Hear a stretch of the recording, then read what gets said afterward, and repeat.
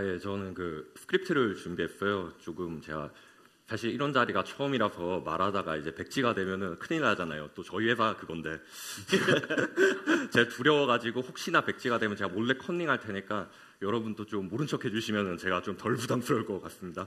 네, 발표 시작하겠습니다. 네, 안녕하십니까. 저는 한경닷컴 뉴스랩에서 뉴스랩잇이라는 브랜드를 가꾸고 있는 이재근 기자입니다. 네, 박수 한 번만 부탁드리겠습니다. 네, 저희 뉴스랩잇이라는 브랜드 슬로건부터 말씀드릴게요. 저희 뉴스랩잇 브랜드 슬로건은 뉴스를 실험하라, 뉴스랩 잇 하다. 네, 그거고요. 저도 이 팀에 소속된 그 기자로 그 다채로운 이제 다양한 뉴스 실험을 하기 위해서 물론 취재를 해서 텍스트도 쓰고 있고 이런 기사 안에 들어가는 뭐 그래픽이라든지 사진이라든지 영상이나 그림까지 다 지금 제가 혼자 하고 있습니다. 네, 그렇게 크게 대단한 건 아니지만은 열심히 하고 있고요.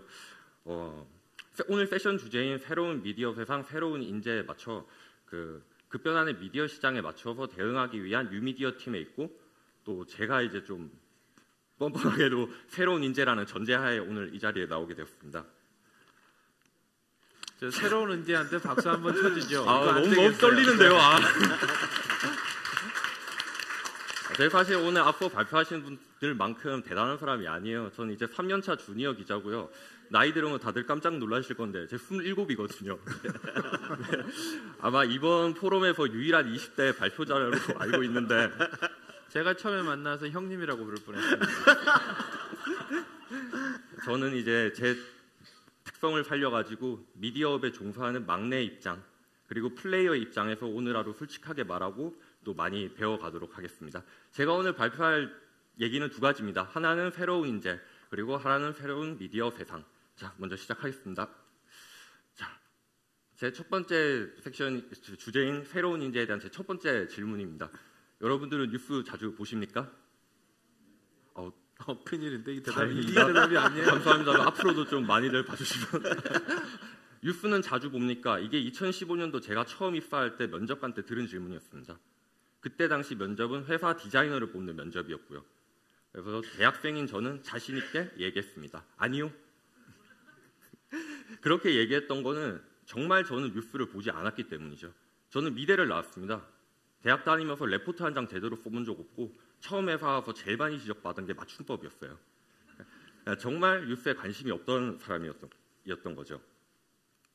그런데도 저는 지금 기자라는 직함을 얻었고 취재를 하고 다니고 그렇게 정말 기자로 살고 있죠. 이 같은 일이 가능했던 이유는 회사 시스템, 저희 한경이라는 정말 좋은 회사 덕분에 제가 이렇게 기자가 될 수 있었는데 시스템이라고 거창하게 말씀드리면 뭔가 엄청난 게 있나? 그렇게 싶지만은 제가 받은 건 그런 거였습니다. 처음 아침에 출근을 하면은 기자 선배한테 이제 연습 기사를 보내고 선배가 뭐 틀린 거, 맞춤법 이런 거 있으면 첨삭을 해주시고 그리고 선배랑 또 선배가 좋은 기사 쓰면 제가 쫄래쫄래 가가지고 선배 이거 야마가 이거 맞아요? 뭐 이런 식으로 물어보기도 하고 그리고 심지어는 제가 기사를 쓰고 나서도 데스크가 이제 제 기사를 데스킹할 때 저는 맨날 의자 들고 옆에 딱 의자 앉혀놓고 선배가 고치는 걸 봅니다. 그리고 이건 왜 고치셨어요? 이거 그럼 선배가 이런 문장은 비문이라서 쓰면 안 된다. 그냥 그런 정말 디테일한 것까지 하나하나 저는 다 메모를 하면서 배웠거든요. 그러니까 저 이후에 들어온 팀원들도 마찬가지입니다. 저희 팀에는 기자가 되기 위해 글을 써서 들어온 사람이 없어요. 그냥 데이터를 하기 위해 저기 이사님 제발 물 좀. 되게 목이 너무 말라가지고 물이 없어.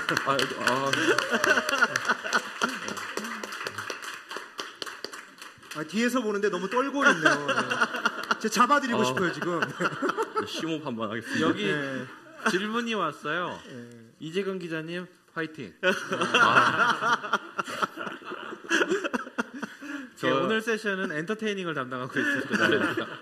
계속 얘기하면은 저뿐만 아니라 저희 팀에 들어온 팀원들도 그 데이터를 다루는 개발자 출신 그리고 뭐 방송국 PD를 꿈꾸던 영상 제작자, 저 같은 디자이너 출신 이런 친구들이 다 같이 모여 이제 기자가 됐거든요. 이들도 저와 마찬가지로는 처음 뉴스 시작은 다 제로 베이스였어요. 그래도 저랑 마찬가지로 회사 내에서 기본적인 기사 교육과 그리고 내부의 역량을 배웠던 거죠. 뭐 물론 이제 뉴스국 내에서 저희 빼곤 모두가 기자니까 글을 배우기엔 더할 나위 없는. 그러니까 예를 들면은 영어를 배우기 위해 미국인들과 함께 지내는 그냥 최적의 상황이었기 때문에 저희는 다행히도 글을 배웠고 기자가 될 수 있었습니다. 그러면 여기서 아마 궁금증이 드실 건데 왜 제 같은 애가 기자가 돼야 되지? 저렇게 떨고 있는데? 아마 물으실 건데 사실 기존의 일을 잘하는 사람을 찾으려면은 기존의 일을 잘하고 있는 사람을 찾으면 됩니다. 근데 만약에 새로운 일을 해야 되는 사람을 찾을 거면은 기존에서는 못 찾죠. 내부에 없는 역량을 데리고 와야 됩니다. 물론 그게 저 같은 사람일지라도요. 그런 사람을 데리고 와서 내부의 역량을 얹어주면 됩니다. 많은 사람들이 요즘 이제 융합형 인재를 새로운 인재상으로 많이 꼽으시잖아요. 근데 제 입장은 융합형 인재는 처음부터 존재하지는 않는다는 입장입니다. 필요하다면 여러분들이 만드시면 됩니다. 그렇게 내부의 역량을 가지고 외부의 역량을 가진 친구에게 얹어주면 그 친구가 이제 융합형 인재가 되는 거죠. 그럼 여기서 또 하나 궁금증이 생기는데 융합형 인재는 무엇을 할 수 있나? 여기에 대한 답변이 다음 발표 주제입니다.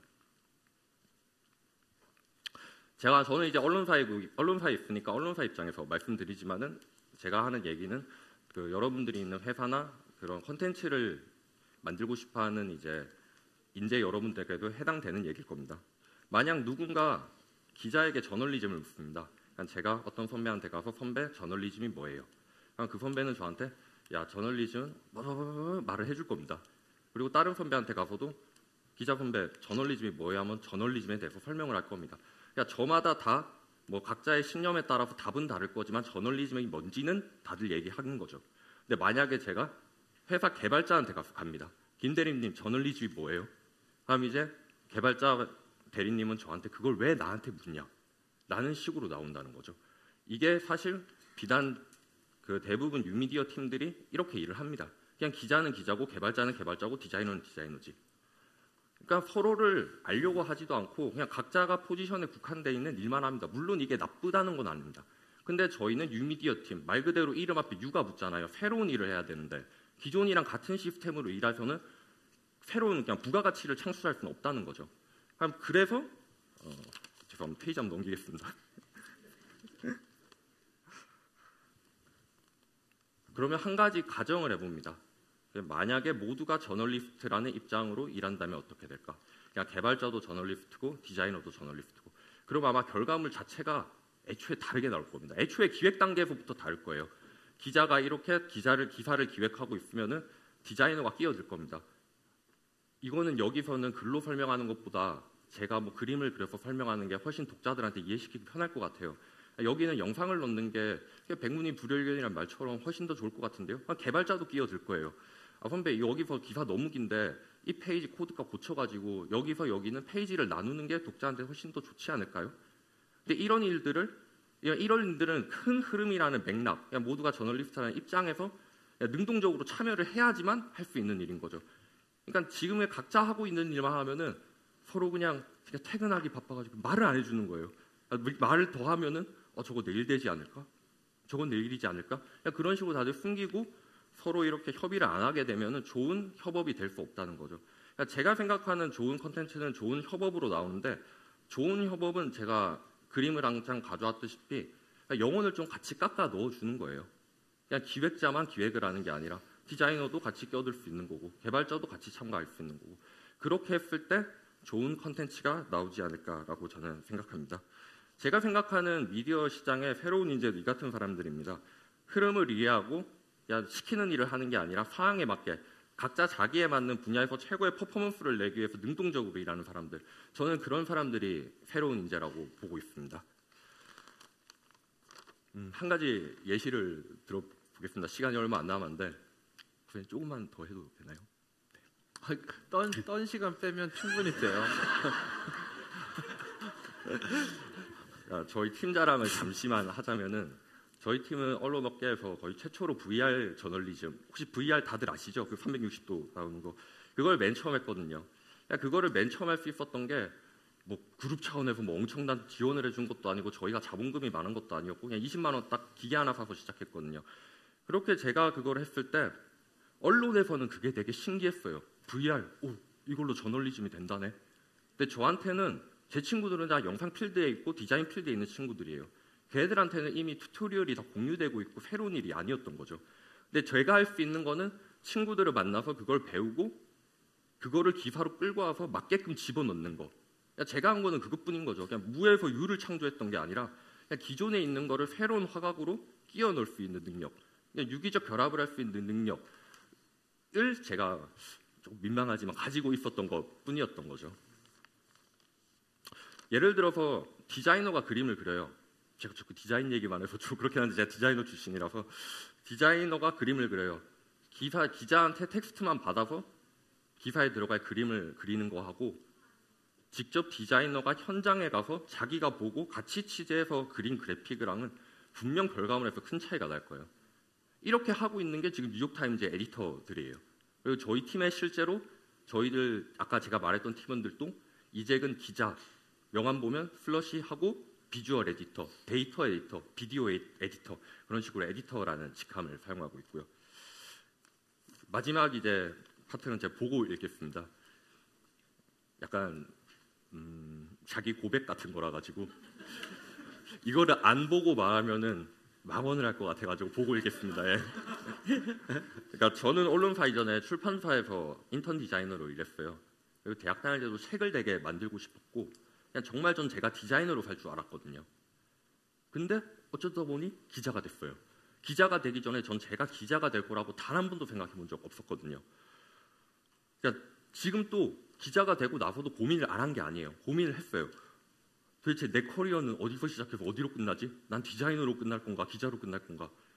그 고민이 지금도 없다고 하면 솔직하게 말하면 거짓말이에요. 근데 이 고민은 저뿐만 아니라 미디어업에 종사하는 제 또래 친구들이 모두가 하는 고민일 거예요.